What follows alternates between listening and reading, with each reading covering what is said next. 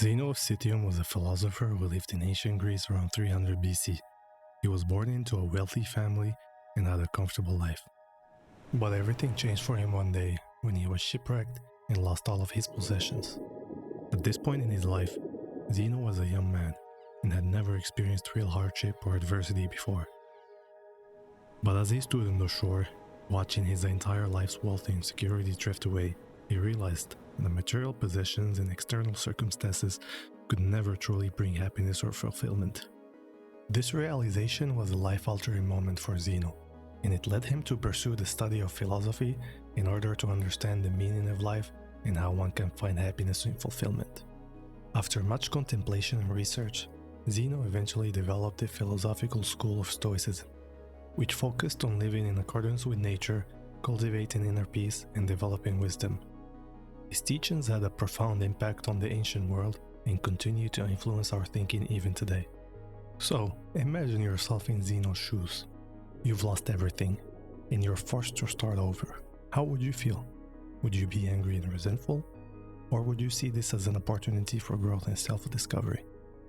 Well, Zeno chose the latter, and his journey towards understanding and spreading Stoicism is a testament to the human spirit and its ability to rise above adversity. The happiness of your life depends upon the quality of your thoughts. At its core, Stoicism teaches that happiness is a state of mind, not dependent on external events. The Stoics believe that you have control over your thoughts and emotions, and that by mastering them, you can attain happiness even in the face of adversity. In order to attain happiness, the Stoics place great emphasis on wisdom, justice, courage, and moderation. They believe that these virtues are essential for living a good life and that cultivating them is the path to joy. In Stoicism, wisdom refers to an understanding of the world and the things in it, as well as an understanding of the human experience and your place in it. An example of someone who embodies the Stoic virtue of wisdom is Mahatma Gandhi. He understood the complexities of the world and human nature, and he used his knowledge to lead India towards independence through nonviolent resistance. Justice is seen as a universal virtue that is rooted in the natural order of the world. Nelson Mandela is a prime example of someone who lived by the Stoic principle of justice. Despite being oppressed and imprisoned for his beliefs, he never sought revenge or retaliation against those who wronged him. Instead, he worked toward building a fairer and more just society for all people. Courage involves facing difficult situations with determination and grace. Rosa Parks is a well-known figure who demonstrated Stoic courage because she refused to give up her seat on a bus to a white passenger. And her bravery sparked the Montgomery bus boycott, a key moment in the civil rights movement. A modern-day example of someone who embodies the Stoic virtue of moderation is Warren Buffett. Despite being one of the richest people in the world, he lives a relatively simple lifestyle and is known for his frugality. He has famously said, "I want to give my kids just enough so that they would feel that they could do anything, but not so much that they would feel like doing nothing." This demonstrates his belief in living a balanced life, where material possessions are not the main focus.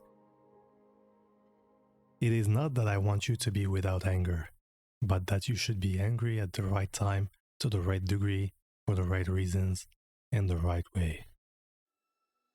You may have come across misconceptions about Stoicism, which often portray the philosophy as one that requires you to suppress all of your emotions and become indifferent to the world around you. However, this perception is not accurate. Stoics do encourage emotional control and discipline, but they do not advocate for the suppression of emotions. Stoicism is like a garden. You must tend to it regularly by pruning and pulling weeds in order to ensure that only the healthiest and strongest plants remain. In the same way, Stoicism encourages us to cultivate our emotions and weed out the negative ones. We should strive to replace anger and fear with joy and contentment. It is not simply about suppressing our emotions, but rather it's about transferring them into something more positive and beneficial. Just as a gardener carefully selects the types of plants that will thrive in the garden, the Stoic seeks to carefully select the emotions that will be allowed to take root in their life. By weeding out the negative emotions and only allowing the positive ones to take hold, We can cultivate a life of joy and contentment. We can be in tune with our emotions and respond to them in a virtuous way, rather than suppressing them and becoming indifferent to the world around us. Notable Stoics, including Epictetus, Seneca, and Marcus Aurelius, all applied Stoicism in their lives in different ways. Epictetus, a former slave who became a philosopher, emphasized the importance of accepting what you cannot control and focusing on what you can control, which is your own thoughts and actions.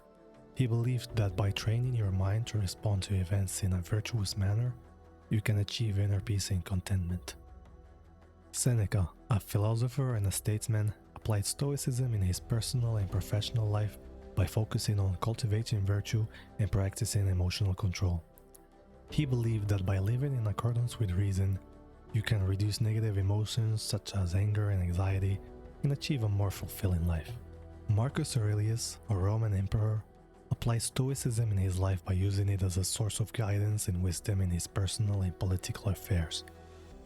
He wrote a collection of reflections and meditations on Stoicism, now known as the Meditations, which are considered one of the most important works of the Stoic philosophy and are still widely read and studied today. They offer valuable insight into the Stoic ethics, logic, and practical advice for dealing with the challenges of daily life.